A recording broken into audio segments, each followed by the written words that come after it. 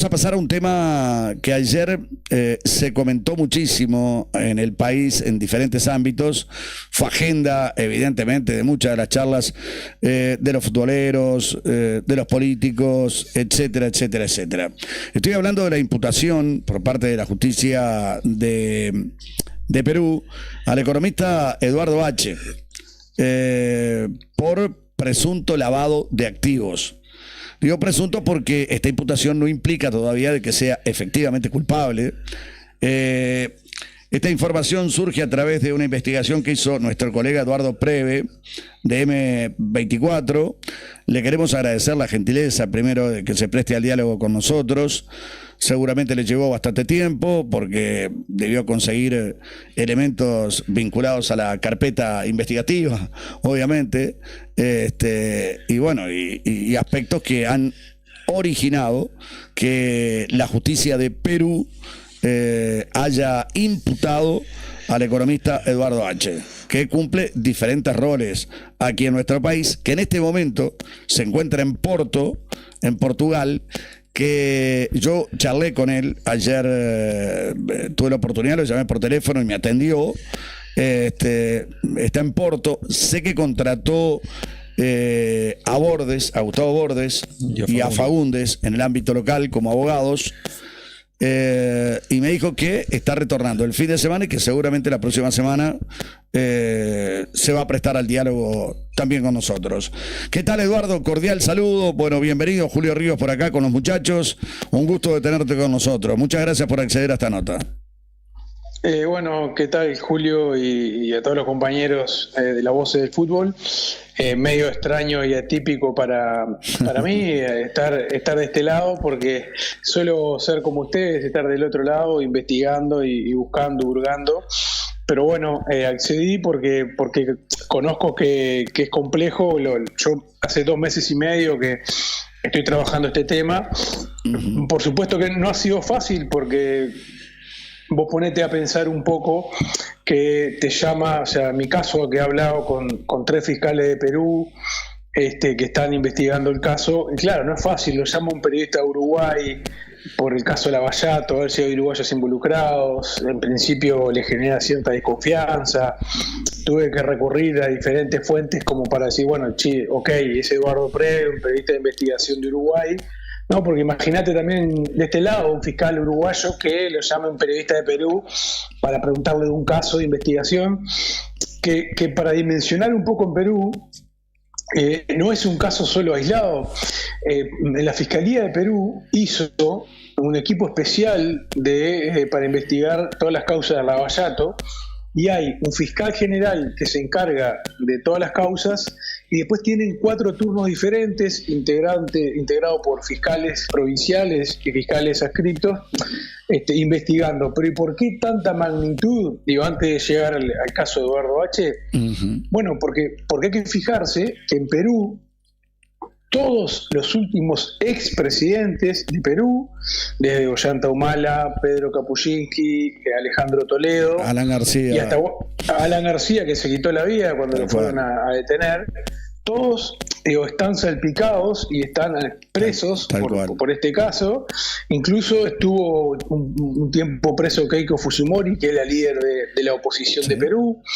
Entonces, o sea, ¿y por qué tanto en Perú? Bueno, porque Perú desarrolló mucha obra pública durante todo ese tiempo, obra pública que en la mayoría de sus casos fue desarrollado justamente por la constructora brasileña Odebrecht, que es la que, bueno, fue acusada, y en realidad su dueño admitió que él admitió que había pagado coimas y sobornos a funcionarios de 12 países de América Latina y el Caribe.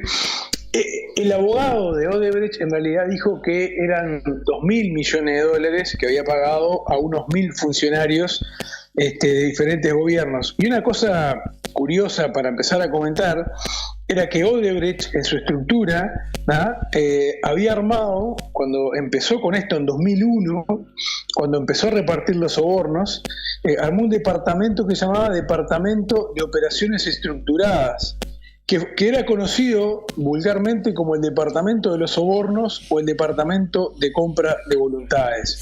Esto un poco para dimensionar y decir, bueno, tremendo. ¿Y dónde entra H en este esquema, no? Pero pará, detenete un minuto, Eduardo, detenete un minuto, porque la verdad que como periodista me gusta destacar, soy de las personas que disfruto cuando veo un trabajo bien hecho. Todo lo que dijiste anteriormente, hay que poner en contexto las cosas. Yo creo que el contexto siempre es fundamental para poder explicar todo y para poder dimensionar todas las cosas. Llamar a Perú, poder conseguir la información, lograr la empatía suficiente con las autoridades, con los fiscales, con aquellos que están afectados a la causa. Siendo de otro país no es un tema sencillo para nada, en absoluto, por lo cual tiene un valor realmente muy, pero muy importante, que yo lo quiero destacar como periodista, porque me parece que las circunstancias lo ameritan y porque es justo, por otra parte. Ahora sí, te voy a, de alguna manera, pedir que incursionemos un poco en los detalles que van surgiendo de este tema. Quería decir algo antes, me pareció. No, justamente te iba a comentar respecto a la investigación, que durante el desarrollo de la investigación, cuando fuimos consiguiendo información, llegó un día, o sea, yo la semana pasada estuve por trabajo en el exterior, y claro, y estaba de deshora y llamaba día por medio a los fiscales, y un día que una de las fiscales me empezó a contar detalles del caso, y claro, yo no sabía, obviamente que la charla era off the record, pero por respaldo la iba a grabar, y no tenía cómo grabarla porque ya había empezado la charla en el celular, entonces recurrí a otro celular que lo tenía cerca, lo acerqué, empecé a grabar. Digo, esas cosas que a veces hacemos los periodistas, sobre todo para cuidarnos y porque era un tema bastante delicado. Y si uno veía esa imagen, podía pensar, pero este hombre está loco, está hablando por un teléfono, le acerca el otro teléfono para grabar, pero bueno, está.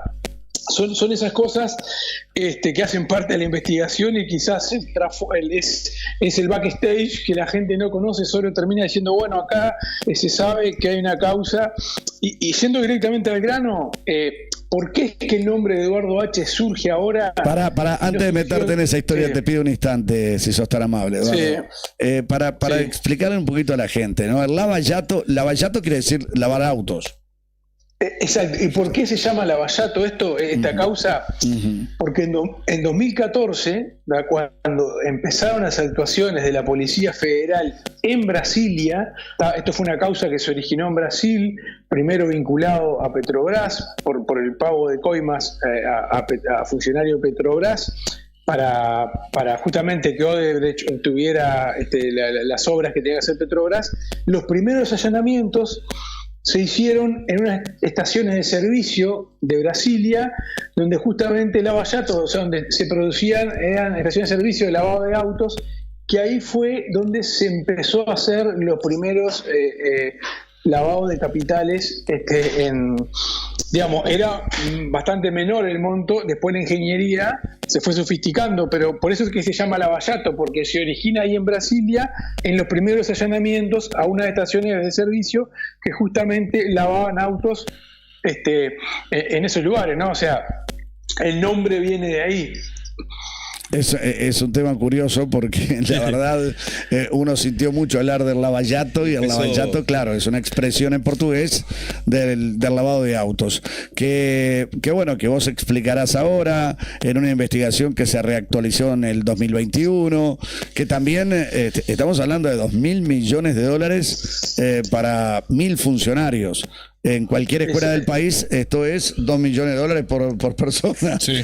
¿Correcto?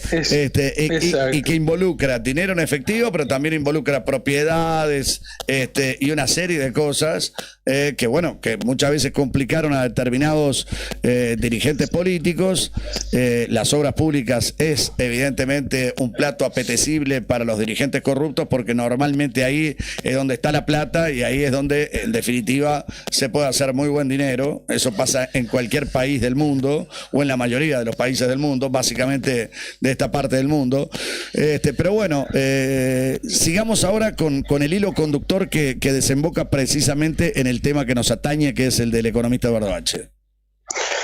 Claro, ahí va. ¿Cómo es que se llega al nombre de Eduardo H? En una primera instancia, el nombre de Eduardo H había surgido porque Eduardo H fue hasta el 2011 presidente de la filial uruguaya de la banca privada de Andorra, que la banca privada de Andorra es uno de los bancos investigados por la Fiscalía de Perú porque hacía una triangulación vía Andorra y también vía un banco que tenían en Antigua y Barbuda, una sociedad anónima, que esa sociedad anónima era propiedad de Odebrecht. Desde ese banco en Antigua y Barbuda era que se distribuían ya sea dinero en efectivo para funcionarios corruptos, ya sea dinero para comprar propiedades en Europa, también para funcionarios corruptos, porque no siempre era, como decías vos, dinero en efectivo, sino se le compraba una mansión en Ibiza que valía 24 millones de dólares y el presidente de Perú le daba a Odebrecht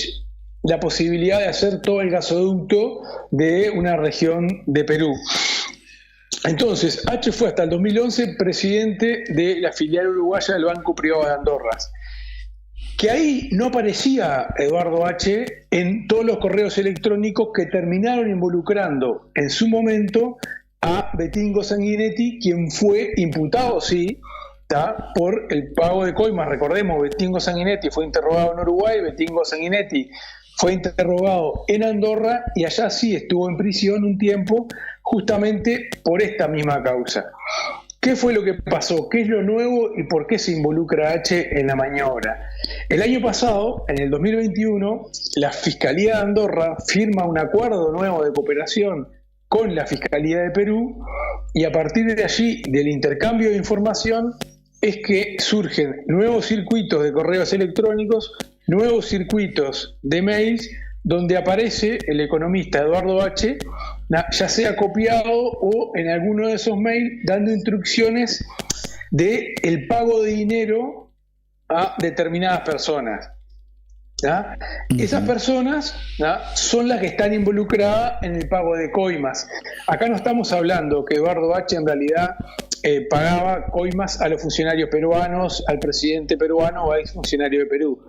Eduardo H y la banca privada de Andorra daban las órdenes según la Fiscalía de Perú para que se hicieran esos pagos a esas terceras personas y esas terceras personas eran las que luego blanqueaban el dinero o pagaban las coimas.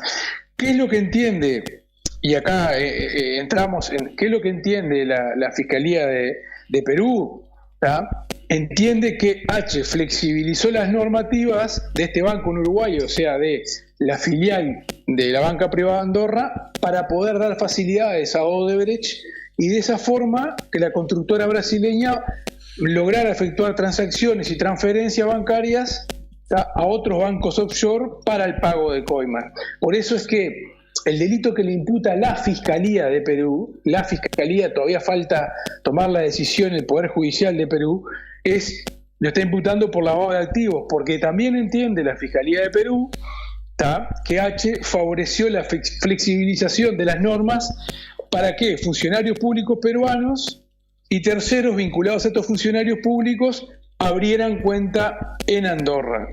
Y acá te quiero leer textual una parte de la carpeta 09-2021, que es donde aparece esa carpeta 09-2021 de el segundo despacho, se llama así, de la Fiscalía del Lavallato Especial de Perú. Allí afirma que por esta flexibilización de las normas impulsadas por los funcionarios uruguayos, se realizaban transferencias de sumas exorbitantes sin justificación y después se regularizaban.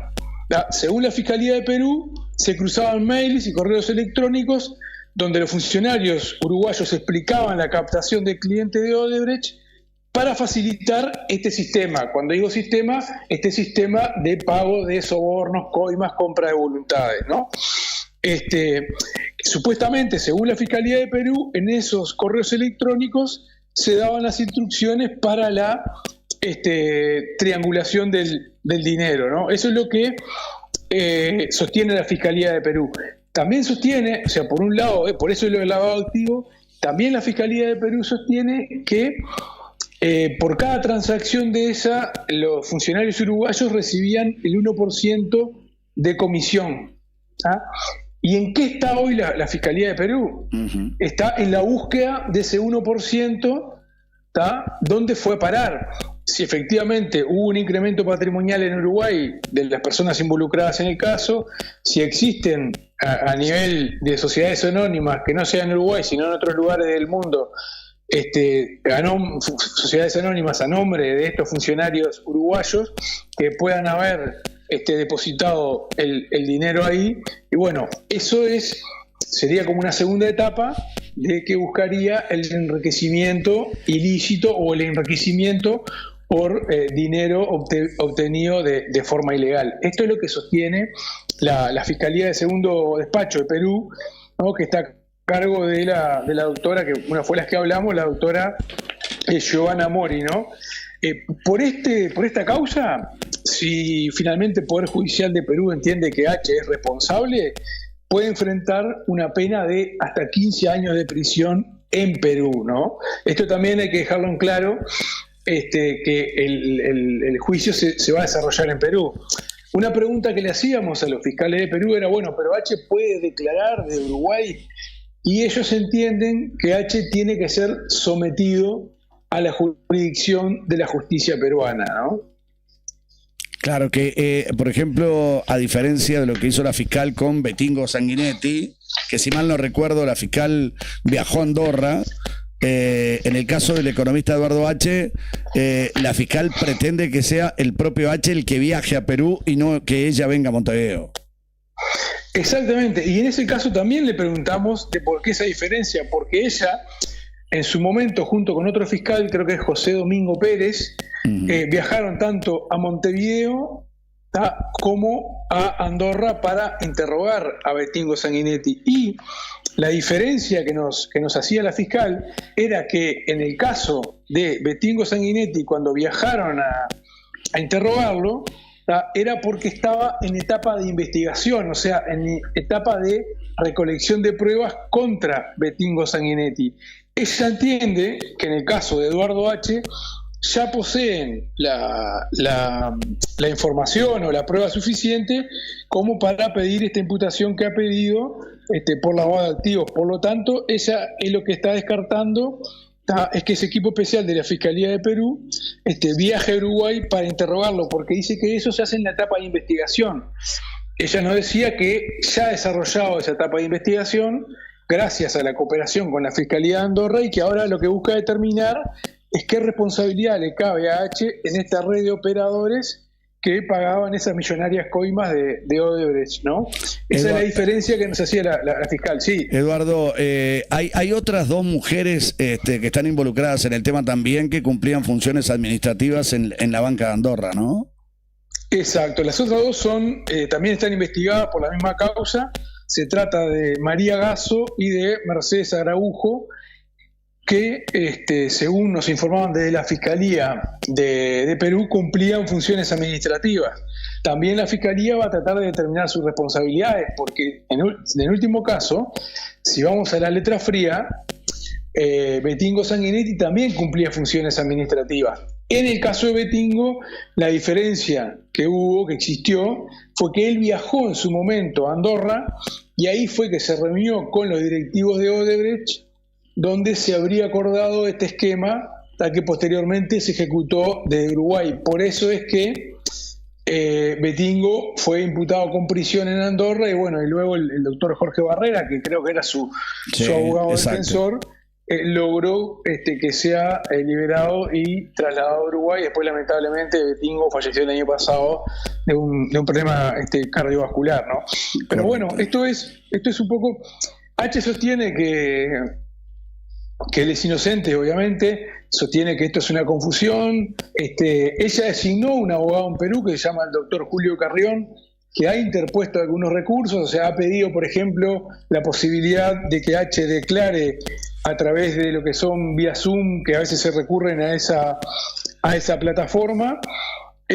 Nosotros le consultamos esta posibilidad a la fiscal, y la fiscal de Perú nos decía que si H no se presenta a declarar y no se somete a investigación allá, la intención de la Fiscalía de Perú es solicitar un requerimiento al Poder Judicial peruano para que le dicte ella nos dijo reglas de conducta coercitivas para que tenga que cumplir con los llamados del Ministerio Público y el Poder Judicial. A ver, traduciéndolo en criollo, porque yo le pregunté si podía ser una posibilidad de exhorto, y ella nos dijo que eso puede ser la última instancia. Yo creo que lo que puede llegar eventualmente a pedir la fiscal peruana en base a lo que es estas palabras, en todo caso, un pedido de captura internacional contra Eduardo H., para que Interpol lo localice donde está y de esa forma lo lleven a declarar a Perú si es que el economista no decide ir por su propia voluntad a Perú para aclarar la situación, ¿no? Dos preguntas, Eduardo. Una, la banca de Andorra se cierra en el 2011 aquí en nuestro país. ¿Siguió funcionando como una sociedad anónima hasta el 2015? Exactamente. La banca privada de Andorra, que en 2011 se cierra en Uruguay porque había sido observada por el Banco Central justamente por incumplir lo que eran las normas antilavado de Uruguay. El 31 de marzo del 2011 el Banco Central del Uruguay le retiró la licencia a la banca privada de Andorra para operar en Uruguay, después que esa entidad comunicara su liquidación. Pero ¿qué pasó? Sin embargo, siguió operando bajo otra denominación, se llama Nosway, Sociedad Anónima Asesores de Inversión, y siguió operando en la misma dirección que tenía la banca privada de Andorra, en el World Trade Center, hasta el año 2014, cuando ahí sí se cerró de forma definitiva. Y un punto importante, que si bien H fue presidente hasta el 2011 de la banca privada de Andorra, la filial uruguaya, todos estos pagos de coimas se habrían cometido entre el año 2004 y el año 2014, ¿no?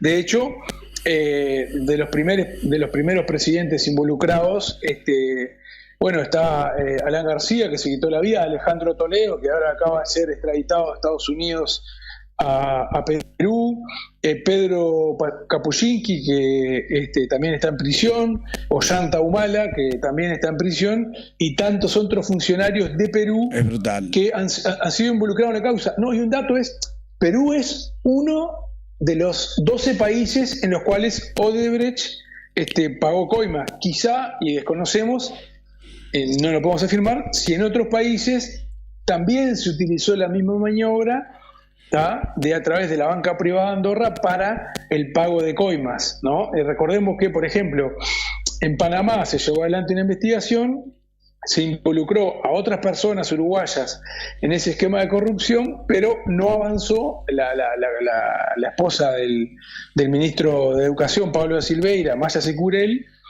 está solicitada por Panamá para declarar por el pago de coima de Odebrecht en Panamá, pero lo que no avanzó allí fue el pedido de extradición para que ella pudiera viajar a Panamá.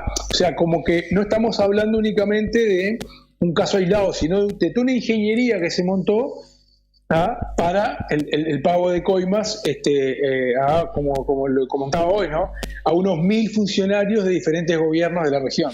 La pregunta del millón, o yo me imagino, ¿no? De quienes nos están escuchando en este momento, nos están viendo a través de nuestro canal de YouTube, es la siguiente: ¿cómo continúa esto? Y básicamente, ¿qué tiempos, vos que sos gran conocedor del tema, la justicia a veces tiene sus tiempos, ¿no? Que son totalmente diferentes a los tiempos que tenemos nosotros en la vida cotidiana. Por eso es que muchas veces no interpretamos los tiempos de la justicia, ya sea por cuestiones burocráticas, ya sea por falta de inversión y por ende por falta de fiscales, jueces, etcétera, etcétera, etcétera. ¿En qué escenario estamos ahí con el economista Eduardo H? Por ejemplo, ponele que vuelve el domingo de Porto, donde está en este momento en Portugal. Que hay algo a corto plazo para la semana que viene, para la otra semana. ¿Cómo sigue esta cuestión? Bueno, ahí yo creo que fue una cuestión de estrategia de la fiscal, que se lo preguntamos, y no nos quiso anticipar. Sí nos dijo que había pedido medidas coercitivas para que Eduardo H. declarara. Obviamente que el abogado de H. va a tratar de poner todos los recursos y dilatar lo máximo posible, pero la vi muy decidida la fiscal en avanzar, en este caso en particular, en dos cosas, en que H vaya a declarar a Perú y también muy decidida a avanzar en cuanto a determinar si hubo enriquecimiento y dónde está el producto de ese enriquecimiento de quienes participaron de la maniobra, porque en el caso de otros funcionarios, otros extranjeros, se logró ubicar el dinero y fue incautado el dinero. De hecho, creo que el año pasado, en la banca privada de Andorra se incautaron unos 37 millones de dólares que pertenecían a exfuncionarios peruanos o funcionarios peruanos en actividad y fueron incautados. Bueno, la fiscal va también a tratar de perseguir dónde está ese 1% que cobraba los funcionarios uruguayos involucrados en esto. Yo creo que a más tardar este año, este caso debería de dilucidarse por sí o por no. Si vos me preguntás, yo creo que la intención de la fiscal es que si Eduardo H. va a Perú, es muy probablemente que ordene su detención. Por eso también yo estimo que H. lo que trata a través de sus abogados es de realizar una declaración a distancia, ¿no? Correcto, perfecto. Hay algo que por ahí me quedó en el tintero porque has sido muy claro y has hecho un relato muy informativo para la gente que por ahí no te había escuchado o no te había leído, pero sí muy, muy informativo. Sobre este tema que es importante. Recordemos que el economista Eduardo H. es la persona que en este momento está encargada de coordinar junto a gente de Argentina, de Paraguay, de Chile, todo lo vinculado al Campeonato del Mundo del 2030. Forma parte también de la conducción del fútbol a nivel internacional, es integrante del Ejecutivo de la Asociación Uruguaya de Fútbol todavía, porque permanece el Ejecutivo, más allá de que hubo elecciones, todavía no se ha cambiado el Ejecutivo, y si bien no es funcionario de gobierno, su cercanía con Cabildo Abierto es es conocida por todos, y también un vínculo en el tema del puerto, ¿no? Exacto, él es asesor económico del senador Guido Manini Ríos y también ha sido designado por el gobierno para dirimir las controversias en el puerto de Montevideo, las controversias que se han suscitado hasta ahora. A mí un dato que me sorprendió en todo el tramo de la investigación, que cuando comencé a hablar en las últimas horas acá en Uruguay a nivel, digamos, de operadores de fútbol, que lo dejé para último momento para tratar de evitar que esto se filtrara antes, me llamó la atención como que varias personalidades conocían que Eduardo H. estaba siendo investigado en Perú por lavado de activos. Entonces eso fue lo que me llamó la atención, ¿no? Como que era un secreto a voces, incluso a muchos les había llamado la atención que no se hubiera conocido públicamente antes la noticia. Digo, para nosotros mejor porque la trabajamos bien. Claro. Pero eso fue lo que me llamó la atención. Incluso, digo, no me gusta hablar de la persona fallecida, pero en más de una oportunidad, Betingo Sanguinetti había señalado que él no era el único responsable de esto, que él cumplía directrices, ¿no? Tanto directrices de Andorra como directrices de las autoridades locales del Banco de Andorra, ¿no? Me queda una pregunta pendiente sobre el tema. El fallecimiento de Betingo Sanguinetti, ¿en qué medida puede influir o dejar de influir en esta historia? Bueno, yo creo que el fallecimiento de Betingo Sanguinetti, en el caso de H, puede jugar a favor porque podría llegar a ser una persona que la Fiscalía de Perú le interesara interrogar para que le preguntara el grado de participación de H en todo este esquema del Banco de Andorra en Uruguay, porque H era el presidente, o sea, era el jefe de Betingo Sanguinetti, ¿no? Uh-huh. Entonces, bueno, el fallecimiento de Betingo, digamos, puede terminar jugando a favor de H en cuanto a que Betingo Sanguinetti podría haber declarado, ya que fue involucrado H en la causa, podría haber declarado en contra de H. Eso no lo sabremos nunca, ¿no? Es una suposición. Claro. Yo creo que Betingo nunca mencionó, o sea, H también, como no estaban las pruebas contra H, tampoco le iba a involucrar a alguien que fue su compañero de trabajo durante muchos años, ¿no? Pero bueno, una vez que las cartas están arriba de la justicia, te muestran correos electrónicos donde estás copiado vos, donde estás copiado H, tampoco puedes negar y decir que vos tenías desconocimiento que estuviera copiado en los correos electrónicos el presidente de la filial de Uruguay del Banco Andorra.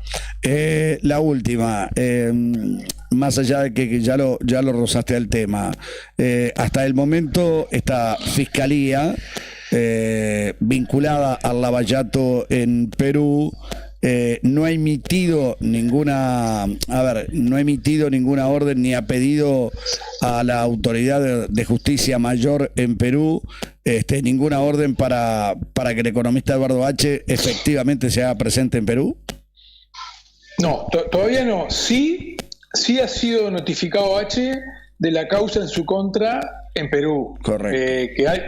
Que sus abogados le di que ayer Gustavo Bordes dijo que no. Pero sí tenemos la información de que él fue notificado de la causa en su contra. Por algo designa abogado en Perú. Si a mí no me están investigando y no pasa nada, ¿por qué voy a asignar un abogado para que vaya a seguir la causa en Perú, no? Claro. Eso es medio de perogrullo. Claro. Sí sabemos que pero sí es verdad que no se ha emitido por el momento ningún pedido de captura a Interpol ni tampoco un pedido de extradición, que la fiscal no lo quiere a eso. Quiere ella que H comparezca en Perú, que H se pueda defender, pueda decir, bueno, mire, soy inocente, en realidad yo no tenía información de que ese dinero era para el pago de coimas, etcétera, etcétera, solamente recibíamos instrucciones de girar ese dinero de Odebrecht a tal cuenta bancaria, ¿tá? Y cobrábamos el 1% de comisión porque es lo que cobra el mercado, ¿no? Claro. Quizá esa es la aplicación del economista, y bueno, pero la fiscal quiere que se lo vaya a dar a Perú. Claro, ahí aparece, y con esto te cierro, estoy pasadísimo y te agradezco muchísimo nuevamente. Ahí está, querete una cosa, establezco un paralelismo con un caso que no tiene nada que ver.